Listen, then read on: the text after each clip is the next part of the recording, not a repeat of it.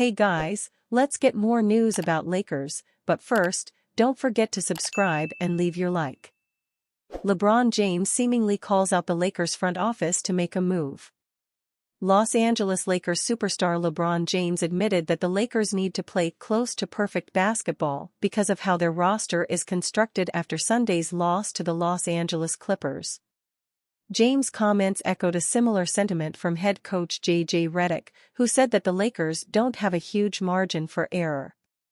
The Lakers dropped Sunday's matchup with the Clippers by a score of 116-102, as they were unable to overcome a 15-point halftime deficit. James finished Sunday's game with 25 points, on 9 of 20 shooting from the field, 5 rebounds and 11 assists. He also had 3 steals for the Lakers. The loss dropped the Lakers to 22-18 in the 2024-25 season, and they currently hold the number 6 seed in the Western Conference.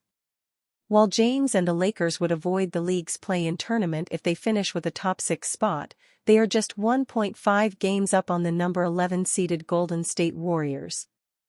So, a few losses could drastically impact the Lakers' season with so many teams packed into the playoff chase in the Western Conference.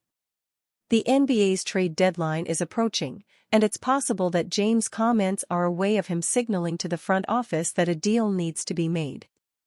The Lakers already made a trade during the 2024-25 season, shipping out guard D'Angelo Russell in a deal that brought wing Dorian Finney-Smith and guard Shake Milton to Los Angeles from the Brooklyn Nets. While Finney-Smith is a solid wing defender, he has struggled to find his footing on offense with the Lakers. In 7 games, Finney-Smith is averaging just 5.9 points in 23.4 minutes per game. He's shooting 40% from the field and 36% from 3, but he failed to score a single point in Sunday's loss to the Clippers. Since James turned 40 years old last month, it makes sense that the Lakers superstar would want a chance to chase a title this season. It's unclear how much longer the future Hall of Famer has left in his NBA career, and it appears that this Lakers team has flaws that make it hard for the team to win without playing close to perfect basketball. It'll be interesting to see if the Lakers end up making another move to improve the roster around James for a postseason push. Week in review: horrific third quarter sink Spurs in 3 straight losses. Week 12, the Spurs got off to a good start in Chicago before completely falling apart in the second half, blowing a 19-point lead for arguably their worst loss of the season. That was followed by a blowout loss in Milwaukee in a game that even Victor Wembanyama seemed overwhelmed, followed by the postponement of the first game of their mini-series against the Lakers due to the Los Angeles wildfires. Recap: the Spurs and Lakers returned to the court for the second game of their mini-series after the first was postponed, and the Lakers understandably got out to a hot start while motivated to play for the suffering people of their city. However, in what would prove to be the exception for this week, the Spurs came out strong after halftime, outscoring the Lakers 73-40 for a blowout win and concluding with one of the more heartwarming moments of the season. Recap: in what would turn into a disturbing norm for the rest of the week, the script was flipped from the last game, as the Spurs got out to a double-digit halftime lead against the Grizzlies, but then everything completely fell apart after halftime while Memphis used their pace and Ja Morant to blow by the Spurs, especially in transition, spoiling a career game from Stephon Castle. Fans expecting Lakers trade after LeBron James' new comments. Los Angeles Lakers star LeBron James is in his 22nd NBA season, and regularly acknowledges he does not have much time left in the league. In pursuit of a 5th NBA championship before retiring, James has an uphill battle to achieve that with a Lakers team that is 22-18 through 40 games. The Lakers lost an important game to the LA Clippers on Sunday night by a final score of 116-102. These two teams were tied in the loss column entering Sunday, with the Clippers now taking a 1-0 lead in the season series while creating 1.5-game cushion in the Western Conference standings. Speaking with reporters after the game, James said the Lakers must play perfect in order to win games. "That's how our team is constructed," James said. "We don't have room for error. The 22-year veteran added, "We don't have a choice. I mean, that's the way our team is constructed. And we have to play close to perfect basketball." Lakers fans believe a trade is coming after this statement from James, with some big fan pages taking his new comments as a direct message to the front office. Passive-aggressive LeBron is back, a Lakers fan posted on X. "Lou GM is here baby. LFG trade soon.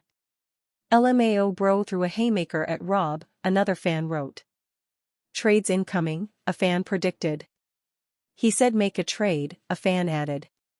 Comments continued to pour in from fans expecting trade deadline moves after James' comments.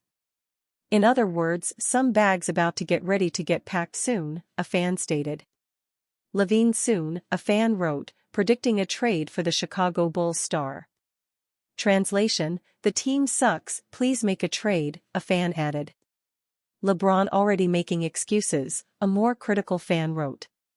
"He'll make a few deadline trades and will have his fans saying he's never had help at any point in his career." Anthony Davis, simple mistakes cost Lakers against Clippers. Anthony Davis made his return to the Los Angeles Lakers on Sunday night after a one-game absence due to plantar fasciitis. However, he shot just 5 of 14 from the field, finishing with 16 points, 10 rebounds, and 3 blocks as the Lakers fell to the LA Clippers 116-102 in the first meeting between these teams at the brand-new Intuit Dome. Things got rough for the Lakers in the second and third quarters, and they trailed by as many as 26 points in the second half. While they did continue to fight, they were never able to get things within single digits, and Davis broke down what cost the Lakers on this night against their crosstown rivals. "So many simple mistakes. No game plan discipline," Davis said after the game. "Fouling James Harden a couple times, and they got some offensive rebounds. Anytime we made a run, they made a run of their own. We didn't shoot the ball well tonight either. Did like the fight, but against teams like that, pretty good teams, we have a great stretch and then we have 2 or 3 mistakes in a row and they capitalize every time. Gotta play great basketball when you're playing good teams like that. Good teams will always make other teams pay for their mistakes, and that is exactly what the Clippers did. Untimely turnovers, rebounding issues, and defensive breakdowns cost the Lakers, and while Davis was happy with the effort they gave for the most part, he still feels the Lakers' execution must be better. Not turn the ball over, Davis noted of what they can do better. Can't control makes or misses, but some nights we struggle to shoot the basketball and some nights the ball goes in for us. I think defensively we did a pretty good job, got back in the zone. I think in the third quarter they kind of came out prepared. Obviously they made some shots but kind of ran this action with Zoo in the middle and Kawhi underneath the basket and put some shooters around and made some shots. I think just laying our hats on defense. Like I said, you can't control makes or misses but you control your effort on defense, and I think we have had some slippage defensively, but for the most part the fight is there, the effort is there. We just gotta do a better job of getting stops, more stops in a row, especially against teams like this. The Lakers have moments and games when their defense is locked in, but they have been unable to consistently keep that going, especially against some of the better teams in the league. One good stretch they had against the Clippers came when they paired Davis with Jackson Hayes, and the former discussed why that worked. They were small, especially with Zubac out, Davis noted. Even if he was in, we were able to manipulate that with our 2 bigs and kind of punish them in the paint.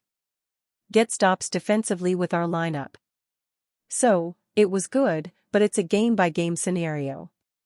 Every game is different, but the Lakers must figure out these lineups and rotations that work and stick with them in order to find the success they are looking for. LeBron James seemingly calls out Lakers GM after latest loss. The Los Angeles Lakers suffered a loss to their city rivals, the LA Clippers, on Sunday evening to fall to 22-18 for the season. While the Lakers are still holding on to 6th place in the Western Conference, they are only 1.5 games ahead of the 11th seed, the Golden State Warriors. In the loaded West, the margins between a playoff team and a lottery team are exceedingly small. Therefore, losses against teams at your level, like the Clippers, are that much more costly. So, LeBron James was understandably not happy after the game. Per Lakers insider Jovan Buha, the 40-year-old superstar admitted a harsh truth about where the team is. Talking about how the roster construction is forcing the Lakers to play close to perfect basketball, James confessed that his team simply doesn't have much room for error. This criticism can be interpreted as a direct shot at GM Rob Pelinka and the front office. The phrasing "the way our team is constructed" certainly raises eyebrows. What James means here is the reality that he and Anthony Davis have to play heavy minutes and carry a large workload night in and night out. The Lakers are a top-heavy team, and they simply can't win games if James and Davis don't perform at a high level. Pelinka has a chance to fix this roster construction issue at the trade deadline. The Lakers need more defense, athleticism, and shooting to have a real chance at a deep postseason run. By relying so much on James and Davis, the Lakers also carry the risk of running the two aging stars to the ground. For them to be as fresh as possible for the playoffs, the Lakers need to bring in some reinforcements to help share the workload in the regular season. 76ers predicted to part with Paul George in blockbuster trade with Lakers. With the NBA trade deadline just a few weeks away from commencing, teams are starting to move themselves into position to potentially make a splash. NBA titles aren't always won at the trade deadline, but sometimes the moves made here can change the trajectory of a season. There have already been a few trades that could make a difference, but more moves are expected before the clock strikes zero. Multiple teams are looking to improve their chances this season, and it could have them pulling the trigger on a deal. In this new trade proposal, the Philadelphia 76ers move on from star forward Paul George. Despite George just signing with the 76ers, Philadelphia corrects their free agent signing and ships him out. The trade would be between the 76ers, Los Angeles Lakers, and Chicago Bulls. After using the Spotrac trade machine and abiding by the new CBA restrictions, here is what a deal could look like. 76ers receive Zach LaVine, Jared Vanderbilt, and a top 10 protected 2029 first-round draft pick. Lakers receive Paul George and a 2028 second-round draft pick. Bulls receive Rui Hachimura, Gabe Vincent, Max Christie, Kenyon Martin Jr., Jalen Hood-Schifino, and a 2027 second-round draft pick. It has been a nightmare season for the 76ers with injuries, and it's starting to look like a lost year. The 76ers brought in George to compete for a title, and it has backfired so far. Moving on from him frees Philadelphia from his long contract. But they do land LaVine to keep them competitive, and they also get an additional first-round draft pick to use down the line. This deal isn't perfect for the 76ers, and the likelihood that they give up on George this quickly is low. But in the NBA, nothing is ever off the table. And you, fan?